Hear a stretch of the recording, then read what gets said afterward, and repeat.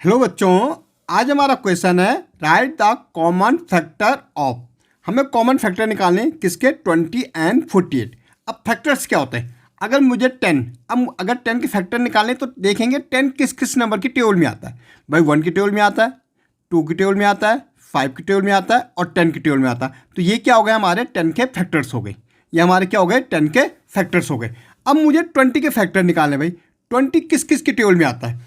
तो पहले तो 1 की टेबल में आता है, 2 की टेबल में आता है, 4 की टेबल में आता है, 5 की टेबल में आता है, 10 की टेबल में आता है और 20 की टेबल में आते हैं। तो ये नंबर क्या हो गए, 20 के फैक्टर्स हो गए। ठीक है, इट मीन इन नंबर से 20 कंप्लीट डिवाइड हो जाएगा। ओके, अब मुझे निकालना भाई 48 के फैक्टर निकालने। 48 किस किस नंबर की टेबल में आएगा या किस किस नंबर से कंप्लीट डिवाइड होगा?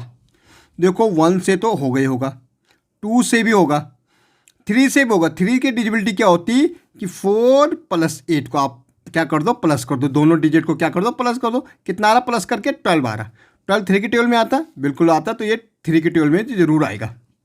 4 की टेबल में लास्ट के नंबर देखते, 8 आता 4 की टेबल में, बिल्कुल आता। तो 4 से भी डिविजल हो जाएगा। ओके भाई 6 की टेबल में तो आता है 6 8 × 48।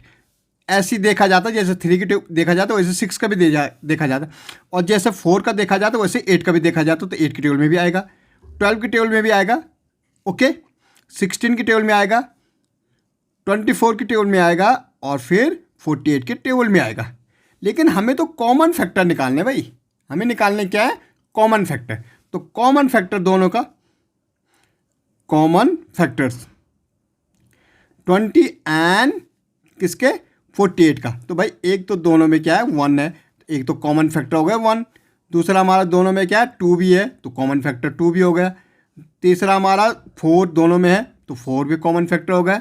अब यहाँ 5 है, यहाँ 6 है, यहाँ 10 है, यहाँ 8 है, यहाँ 20 है, बिल्कुल ये हमारे कॉमन फैक्टर हो गए। मीन्स ये वो नंबर है दोनों को डिवाइड कर देगा, 1 को भी, 2 से भी और 4 से भी। 20 और 48 क्या हो जाएगा, कंप्लीट डिवाइड हो जाएंगे। ओके, अब हम देखेंगे 70 एंड 100। भाई 75 और 100, 75 1 से डिवाइड होगा, फिर ये 3 से होगा, 25 3 अरे यार 7 + 5 भी करके देखोगे आप तो 12 होता है। 12 3 की टेबल में आता है।